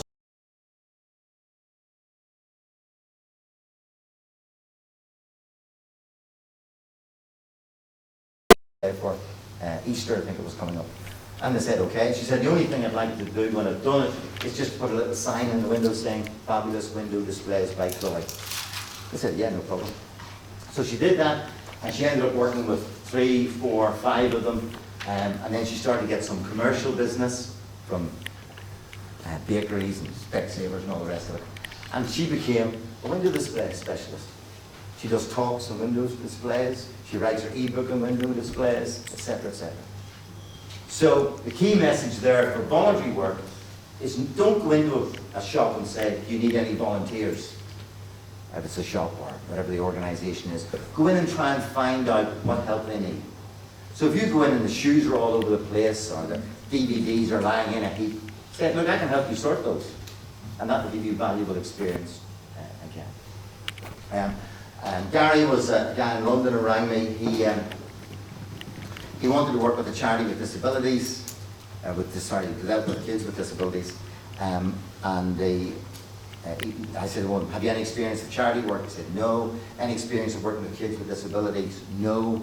I said, right, this will be good fun. So I said, what are you good at? And he said, I'm good at telesales. Okay. So what we did was we helped him to design a little short course on telephone skills. And what he identified the 4 or 5 charities that he wanted to work with, who were good with kids with disabilities, and he went round to each of them and said, look, I can run a half-day or 2-hour workshop, whatever it is, on telephone skills for your staff for free. And I'll teach them how to answer the phone professionally with a script. I'll show them how to do fundraising on the phone. I'll show them how to deal with complaints. I'll show them, etc., etc., etc. And they loved all of that, and then as part of that, he got the experience of working with that charity and went on from there. So if you want to work for a particular organisation, get in there and see where you can help them. See how you can use your skills or your expertise in different ways. So all of these things that we're talking about, e-books, work pieces, and all the rest, once you start doing all of these things, they start to create a critical mass, and you find yourself moving forward. You find your career developing in ways that you probably hadn't thought it would. But just keep the first question that I put on the screen in mind, and that is, what do you really want to do? Because we can all create lots of activities and do lots of things and earn lots of money and all the rest, but just make sure it's all going in the direction that you want. Okay. Your YouTube, I'll mention YouTube because this is a lovely story as well. My cousin has a daughter called Kira, and Kira's 16, and she's the quietest teenager I ever met. She'd come to our house, and you'd say, how's things, Kira? And she'd say, how's school? And that was all you would ever get out of her. And then I met her mother a few months back, and I said, how's Kira? Oh, she's great, and she's doing really well with her exams and all the rest. And by the way, she's on YouTube. I thought, well, what's she doing on YouTube? Well, what she was doing is, and that's her there, guitar covers 598, if you want to check her out. She'd started to play the guitar and teach people how to play the latest Taylor Swift or whatever song it was in 3 chords. And she just put up an iPhone at the bottom of her bed or whatever it was and played away and uploaded it, and that was it. After she'd done the first 2 or 3, some guy in America wrote back and said, you can't sing, Mrs. And so she stopped, and she only did the shots of the guitar from there on. And then other young people said, well, we can sing, and they started to accompany her as well. So anyway, if you go on to Kira, you'll find out that Kira, that's lovely Kira, has now got about 7,000 subscribers. She's actually got about 8.5 million views. She's got about 90 videos uploaded, and Google contacted her mum and said, can we put adverts on your site? And she said yes, as long as they're appropriate and all the rest. So she earns, I think, about £45 a week on advertising income. She's gone off to college now, and that just sits there and brings in the income every week for her. Out of her passion, yeah? Yeah. So, what would you put on YouTube? What could you show somebody how to do? If I ever get stuck on the computer, I'd always go onto YouTube and say, how do I do such and such? Yeah? Yeah. Okay.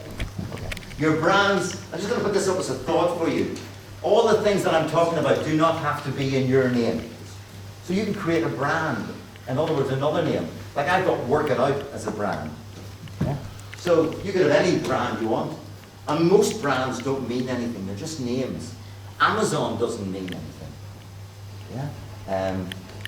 Google, you know, whatever. So just have that idea of playing with things outside of yourself as well.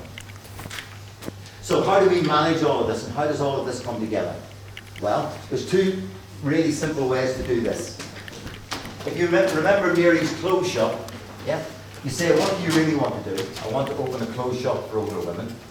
And therefore you say, well, I check out with the local council, I check out with Google, I do a survey of my mum's friends. These all become the work pieces that take you to what you want to achieve.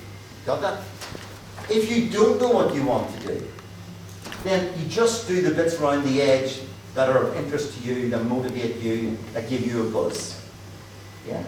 That excite you, and where your skills and expertise are, and you'll find yourself going in the right direction. And your income will build. So, that's a little diagram that we use on the program. So you put in there what I want to do, and then you think, well, what are the key work pieces for me to make that happen? Yeah. So if I want to become a specialist in such and such, what do I need to do? What are the 5 key things that need to happen? I could do a book on it, I could get a job in it, I could run a course in it, whatever. If you don't know what it is you want to do, then start thinking about what are the work pieces that I can pull out of here and develop that will help me to build my career and share my expertise with other people. And if all of this sounds a bit complicated, don't worry. I'm just flying through it today, but I'm trying to give you the overall picture. Passive income. Everybody wants to know about passive income, so we'll talk briefly about passive income. Passive income is something you do once and get paid for forever. Right. So there's the little jigsaw piece at the bottom. And this little jigsaw piece, you only did it once, but it keeps coming and growing and growing and growing. So you just get this model in your head, if I can share this with you. What most of us are brought up to learn is that we go to work, get money, spend it, save a little. Go to work, get money, spend it, save a little. Go to work, get money, spend it, save a little. And you hope at the end of your life or retirement you have enough saved to retire. Wealthy people don't do that. Wealthy people do not work for money. Work for money. Work for money. Wealthy people create products. Yeah? And that product used to be things like properties. So they get a property, they rent it out, and the money comes in. Get another property, rent it out, and the money comes in. And that used to be out of the reach of most people. With the internet, it's not. All of us now can have passive income to whatever extent we think we need. So once you do an ebook and you put it up there, let's say it takes you a week to do it. Try and get it done for next Friday if you can, right? If you need help, shout. I'm serious, right? So you get your ebook onto Amazon and it'll start to bring you in a few quid every month.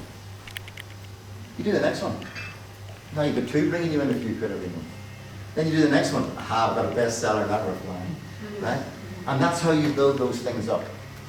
It gives you money, but much, much more importantly, it builds your expertise in that area. Yeah? So whatever your expertise is, you've got a global marketplace. And that's really what I'm trying to encourage you to share. We've all gifts and talents, we've all got skills and expertise, we've all got opportunities thanks to parents and everything else. So let's utilize all that as best we can. So passive income can be created from work pieces that generate income long after you've finished the initial work. So don't just work for money anymore. When you've had a good conversation with somebody, capture it. Yeah, when you're in the middle of Lidl doing the shopping, dictate it into your phone or type it into your phone. Catch all your ideas all the time and start to manage your own career in a really positive way forward. Okay. There's loads of passive income ideas now, like renting out your bedroom and storage in your garage and all that sort of stuff. Okay. So this is this key point again about information and expertise and how you can share that with people and earn money from it as well as you want. So whatever your skills in, could you run a little training course? Are you good at French? Could you help people to learn French? Could you help young people doing exams and need exam techniques? I don't know. So talks on it, advice, tutoring, and all the rest. There's loads of ways of getting your information out there. And this process that we're in is all about collaboration and teamwork. And can I just suggest, please, no matter what you do after today, talk to other people and work with other people and help each other in terms of driving your career forward. It's so hard for people just sitting at home on their own wondering what to do next. Yeah? You all have the skills and expertise to chat to people and encourage them. So whatever you do, keep that going. In the work centre that Jimmy and his colleagues have set up, effectively what we have there is a place to meet. And we meet once a week for about 2.5 to 3 hours. There's computers and internet, so you can play with some of the things that we're talking about. There's tea and coffee, and you'll meet some good colleagues. Well, a few of them are dodgy from what I've seen, but there should be some good colleagues there. And Jimmy and I will be there in different weeks to help and support you and guide you through that process. And we're going to hear very, very quickly in a moment or two from some of the people who have been on that program. Facebook I've talked about, Twitter I've talked, and LinkedIn I've talked about. But think of those social media websites, not as gossip, but as customers and clients and people who can promote your expertise. Start getting a little bit more professional around that if you can. If you have something to offer people, tell your Facebook, because who knows when somebody might need that help or support or that little book that you've written or whatever. That's the Work Centre Facebook page, Work Centres Ireland. You can click on there and see what we're doing. And that's the LinkedIn group. And some of the things that I've talked about today, you can actually see on the LinkedIn group. So just go into LinkedIn and type in Work Centre Ireland, and you'll see some of the stuff. Some useful websites. This is homework for you, okay? By all means, go and check out Fiverr, fiverr.com. That's a website where everybody does things for $5. And so they'll write you a press release, they'll do business cards, they'll set up a web page for you, whatever it happens to be, all for $5. There's gigs more than that, but that's what the basic one is. And the reason that these people can do it so well is that's all they do. Somebody over there mentioned this. Yeah? I never found anything for a $5 on the website. Okay, talk to me afterwards, right? You're on the wrong one. Okay, Upwork. Upwork is where you actually put on pieces of work that you want to get done, and people from all over the world will apply to do that. So let's say you want something to be produced or developed or written, then people will do it. You should all be on Fiverr if you want to be offering your services around the world. When I was doing a diversity calendar, there's a lady in the Philippines who did it for me, and she was at home with young kids.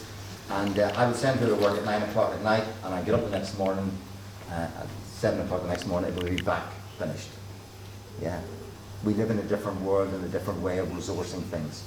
You can get absolutely anything done nowadays. You just have to decide what it is you want done. And this is really the most important diagram I can show you. This is the old world of work. And at the top we have one lucky lady who gets the job, and the rest of us don't. Yeah? And it's called the job-only pyramid. And what we do with Work It Out is we turn that pyramid upside down. And that's where you were at the start of today. I'm sorry if you're a guy not wearing a red dress. Right? So that's where you are today. And what you start to do now is you start to link up with somebody, chat, build on your strengths, and you start to create a workplace of some sort. It's not going to be a job for life. It's just going to be a piece to get you thinking and get you going. And then you link up with somebody else and you create another piece and another piece. And as time goes on, suddenly you start to build a whole range of activities that are taking you in the direction that you want to go. So that's what the Work Centre does effectively. Yeah? So it's turning that and being one of the mob, one of the crowd, competing for every single job, upside down and saying, right, look at all the wonderful people we have here, all keen to help and support each other. Let's see how we can take that forward so that everybody is successful. Business cards, you all know about business cards, but if you're going to develop a little initiative, then get some business cards produced. Again, we'll help you to do that on the workshop. But these are all designed on Fiverr for $5, two-sided business cards or whatever else, and then you can get them printed wherever. So there's lots of things. Attitude.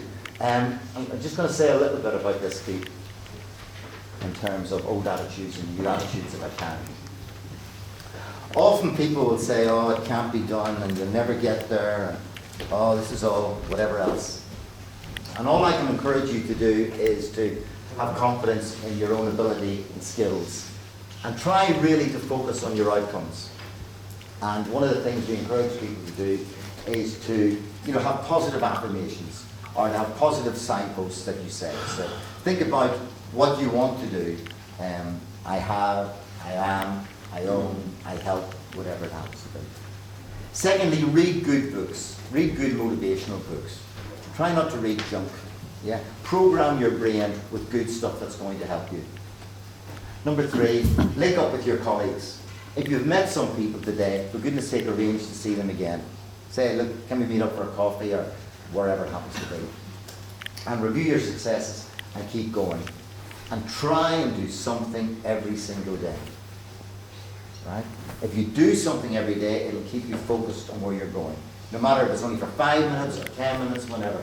Find a time that suits you, but do something for yourself that takes your career forward in the way you want to go. It could be writing a bit of an ebook, it could be contacting some people by email, it could be whatever. Just keep something going, like Mary did for her clothes shop. And remember that your career and your future is a positive big project, so manage it well. Okay, last exercise. You've got 2 minutes in your groups to do this, okay? This picture summarises what we've been talking about today. Okay, write down 6 key messages. Go. Message number 1. Sorry, ask you what Mark just said. Go on. Be a doer, make it happen. Take the step and don't be the guy standing on the bank looking off. Absolutely fantastic. That's about 20 in there, Mark. And don't be one of these guys. Like you all now have had the opportunity of being here. Yeah, it's been funded for you. You've been supported in every way that we possibly can to make it happen, thanks to Jimmy and all the gang. So you now have a choice. You can actually take this and utilize it and make something happen, whether it's for yourself or your family or whatever else. So do something, please. Yeah, don't just sit back. Do something, whether it's to encourage other people or whatever else. Good one. What else? Learn from the past, but move on. Yeah, move on. Yeah, this one. Do not look to the future, to walk away from the past. Yeah, so this is about going in a direction. And you're not going to cross the stream in one big jump. And some people are still trying to develop their career with that one big job that's going to sort it all out. It doesn't work like that in most cases. Most cases you have to take it step by step. And if you do it step by step, you will get there. Yeah. What else? Take a risk, yeah. Yeah, there is a risk. You might fall in here, but you might get wet. The only thing I can say about the work centre is there's no water, so you should be okay. What else? You only need to see the next step. You don't Yeah. need to see the Yeah, you should be focused on what the next step is. You know you're going across the river, that's your longer term ambition, or where you really want to get to. But just think, what am I going to do tomorrow? Yeah, that's exactly what you're saying. What's the next step that will take me forward tomorrow? And what about these couples? Or these confidence, yeah? Look at this, I think this is a young guy and his mum. And that's a little bit about empowerment and supporting each other. Yeah, you let them take the lead, but you stand a bit of a distance behind to catch them if they fall. And that's what the work centre approach is really all about as well. And what about this? The daughter, I think, in the farm. Helping each other. I think she's messing around as well and trying to tease him. So that's what this is about. This is about messing around, and it's about having a bit of fun as well. Yeah, there's a serious side to all that we do, but we're trying to do that as well. Right, anybody say anything about this part of the picture at the top?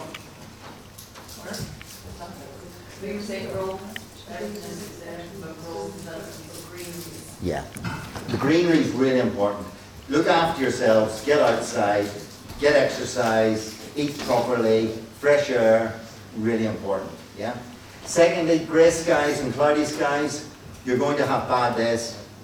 Yeah, you're going to fall off the bike or whatever it happens to be. So every day, start again. What's my work pieces? Where am I trying to get to? How can I utilize my skills and experience? What's the next step for me? Grey skies and black skies. And finally, the graveyard and the dilapidated church, or derelict church, tells me we're only here once. Yeah, so you really got to make the best use of it. Yeah, so cherish what we've been given. Right, some of the people who are on the last workshop are going to say a quick 1 minute on what they've been doing. So just pay a wee bit of attention to this because it's fantastic stories. Sasha first. So I'm Sasha Maxwell. I run a clinic called Supramodelistic Therapy on Valley Patrick on the side of Stephen Moore. I was made redundant 18 months ago, and I spent last year studying and spending an awful lot of time thinking, where are my clients? How am I going to make money? Where's it coming from? And there was pressure from outside the family and inside the family as to what are you doing with your life? A little proper job. So, at the start of this year, I decided to focus a bit more, but it wasn't really going anywhere. And then I stumbled across this program in May, as I lost my March, as I lost my social welfare, and joined the program. It's the best thing I've ever done. It's given me focus, it's given me clarity. I've run 2 training courses since the course has started. I'm now running a training course the last Saturday of every month. I'm qualified as a trainer, which is brilliant. And I'm doing therapies to empower you to be able to help yourself, to improve your health, to improve your state of mind. So with all the work that you're doing on this, the best thing that I learned was the clarity of thought, the change in mental attitude. And then what my therapy is doing is cementing that and working with it. I've noticed huge changes in myself over the last 6 months, and especially since starting the course and doing what I'm doing. And subtle changes in the people around me and how people are reacting to me. And that, I think, is the best gift that I can give people and share with you.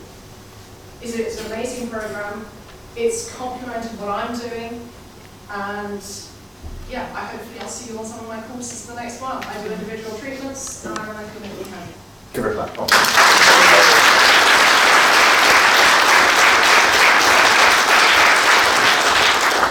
So chat to Sasha at the end. Thank you.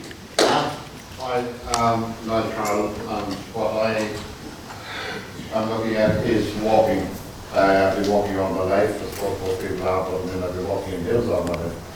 And I never did anything with it, other than give up advice to people and what have you. And I came across the course, Tom mentioned it to me, and came up on it, and I must say, from the first introductory seminar like this, I was grabbed by it, and I found it fantastic the way it gave me the focus that I needed to do something that I'd always wanted to do, but had done nothing about doing.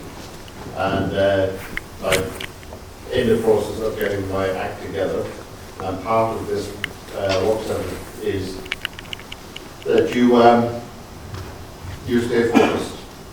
And as Des said, the DSED, do something every day, and you do, by doing that, you do get it. You stay focused and you will get on your journey and get there. Just like what Sasha said, it is a fantastic program. There's no question about it. I think it's seriously the way forward. It's been great for me and will continue hopefully to be good for me. And if anybody wants to talk about going for walks in the hills, Definitely. Keep on.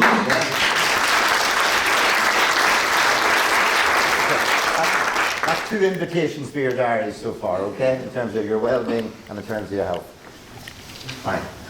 Hi, my name is Mary Swaby and I'm from Waterford. And I missed this session of the previous course, but a friend of mine in Clonmel told me, ring this number and book yourself in. And I said, what is it about? And she said, it's for you. And that's all the information I was given. But I trusted her as a friend, and I came along. I spent most of my life trying to get away from what I was born with. I was in computers and accounting, but where I was born with certain gifts. And what I do now is focus on that. I do allergy testing, I do geopathic stress treatment, I was born with healing gifts as well. But to a lot of people they're still sort of outside the norm.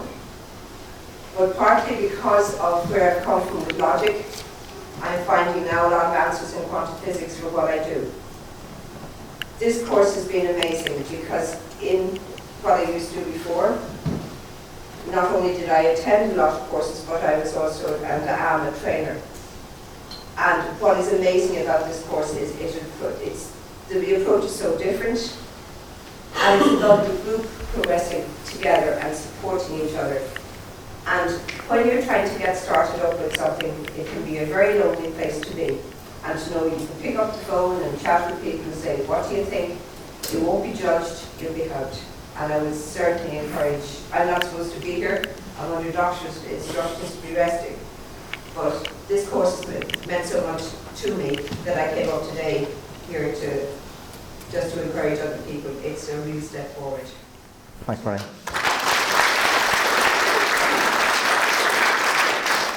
That's your 3rd appointment on healing, okay? Like I'm before. Louise? Hi, I'm Louise Garcia. I gave up a full-time job voluntarily in 2013 and moved back from Cornwall back to Ireland.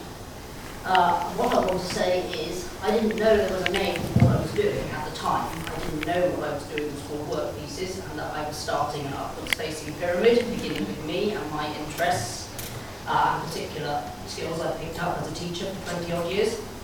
But that is what I've done. So I'm sort of standing here now, having just done this course and realising on the course, hey, this is what I've been building up over the last 3 years. I work from home, I do a whole lot of different enterprises. There's 165 pictures on this rotating slideshow here.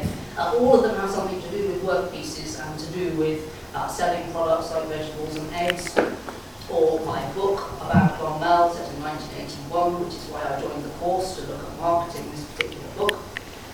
Or training work that I do abroad, or freelance work creating teacher resources for teachers teaching biology. So really I'm standing here to say that it is possible to sort of build a bespoke career where you're not tied to one job or one employer, but that you can mix and match different little things, all of which you find very interesting and that you like so much, you spend a lot of time doing them. So it does work. And what I particularly got from the course is it does give you added confidence for things where you really have to go out there and say, I want to sell my book.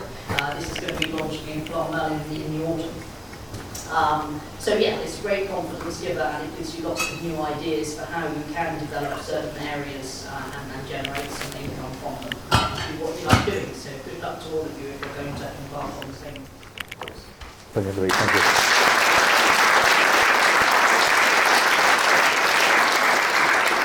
Don't forget to check out our book. My name is John Heidi. Some of you may know me, I've been working for CCRC Chamber and done loads of different things in Clonmel down the years. I've just started my own training and consultancy business. One of the things that this course even taught me to do, I've been in different industries in the UK and Ireland for over 25 years. And basically what I've used is a pick and mix of all different things. I've worked in telecoms, I've worked in IT, I've worked in project management, I've done a hell of a lot of training, and I've worked in startups as well. And during the last 6 weeks, I think this course has given me confidence, great support network. And one of the things to take out of it, there's no such thing as a bad idea. Certainly amongst the first group, no matter what you come out with, you won't be judged. You actually be encouraged to even follow your dream and do what you really want to do. For myself, I've actually been delivering training for the first couple of clients tomorrow and Friday, both in Clonmel, and then going on holiday for a month. But September and October are more or less booked out for myself already. What I'd suggest, it's 3 hours during the day, 3 hours in the evening, Monday or Tuesday or whatever to suit yourselves. And one thing I'd absolutely say is beat the queue to sign up for it, because it's really, really well worth it. Brilliant, John, thank you.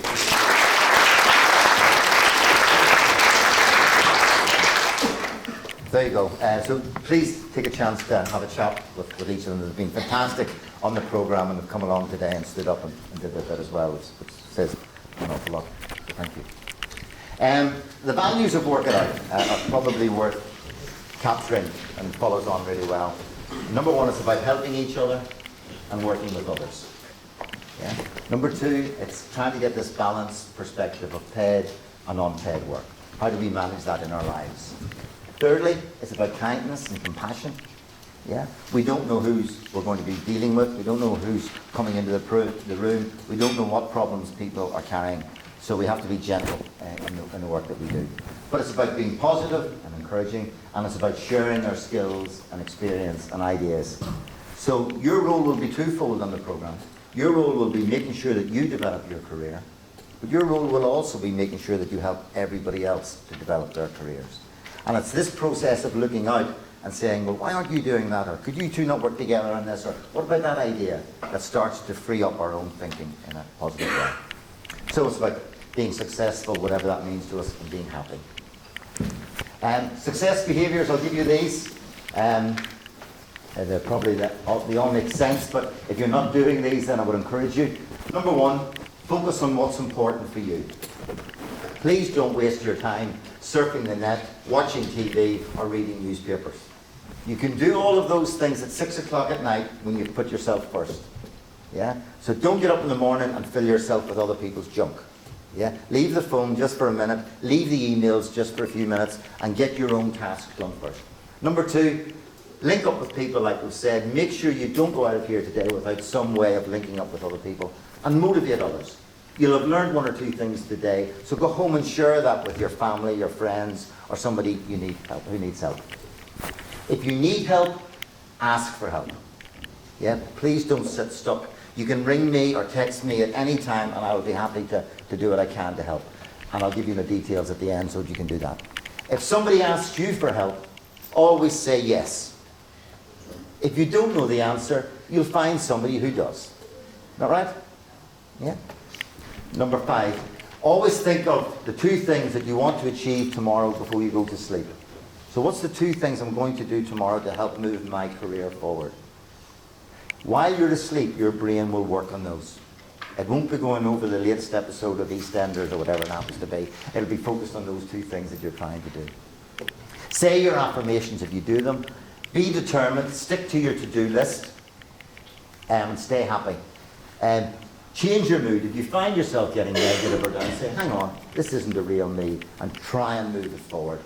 And don't listen to negative inputs if you can. Jump out of bed, determined to get your own things done. Don't be one of these people like I was this morning thinking, oh gosh. Yeah. So just jump out of bed and be determined. Don't open your emails first thing in the morning. Try and be successful before 10 o'clock. If you can do something for yourself before 10 o'clock, the rest of the day is a breeze. You feel on cloud 9. So try and do something before 10 o'clock if you can. And DSED, I can't remember who mentioned it, but do something every day. That's the key focus. Okay. So that's how this whole program works in terms of helping you to create the future that you want. And there's the book, Work It Out. You can get it at your local library, or we'll be giving parts of it on the program. Those of you who are interested in wanting to keep this process going, you're all very welcome. There's no selection criteria whatsoever. If you want to do it, we will be happy to take you. So you select yourselves on the basis of what you've heard today. It'll be an afternoon session, usually from 2 o'clock to 4:30, and an evening session, 7 to 9:30. And it starts next Monday. If we get more than the 2 courses on Monday, then we'll run Tuesday as well. So it starts next Monday. By the way, it's okay if you miss a session. It's not like school. We're not going to expel you. You will be able to catch up on all that sort of stuff. And do enroll today if you'd like to continue to work with Jimmy and I in making this happen. You'll also be able to link in with Group 1 as well, so there'll be a whole bigger network there too. Okay. That's feedback from Group 1, but you've heard all of that from the other people, so I'm not going to go through all of that. Can you read Lynn's just that she's not here right now? Sorry? Can you just go back to Lynn's? Yeah, I can. This is Lynn. She's ill, isn't she, I think? So Lynn, I highly recommend that you sign up for the Work It Out process. It's for anyone who's unemployed, underemployed, which means I want to do more, finished with education, or retired, or anyone who would like to work out what they really want to do in life. And that's what this is about. It was great fun. It really helped me focus and develop how to do more of what I already love at this stage in my life. Sorry, Dad, do you have to have a specific plan to participate in this course? No, you don't need no criteria whatsoever. You just need to come along and help other people. Yeah? And share your skills. That's it. And it's good fun. It's more of what we've been doing today, but in more detail. Yeah, and we concentrate more specifically on individuals, which we can't do today. Okay, excellent.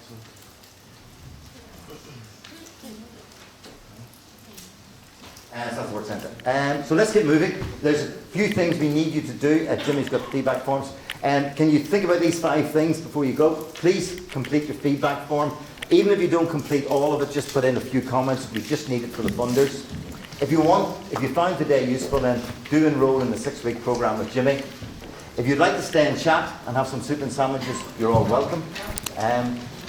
Do chat to some of the first group, like Niall and John and Mary and Sasha and all the rest, and Louise. And do talk to Jimmy or I if you have any other questions. Okay. Can I just leave you with one final thought, and then that's me finished? Just before you do anything, just one final thought, right? Each one of you, folks, just let me do this, then I've got to be gone. Each one of you have got skills, gifts, and experience that nobody else has. Each one of you is unique, right? And I think that each one of you can contribute something in your lives. I think you can help others, and I think you can help to make the world a kinder and a better place. So please meet up with each other and share your skills and expertise. And I think it's a responsibility of life that we use the skills and the gifts that we've been given. So don't just keep it all hidden here. Take it forward and be ambitious. Be all that you can be. And please do something every day and it will happen. All right? Listen, you've been fantastic today. Thank you so much for being good fun and working hard. Take care.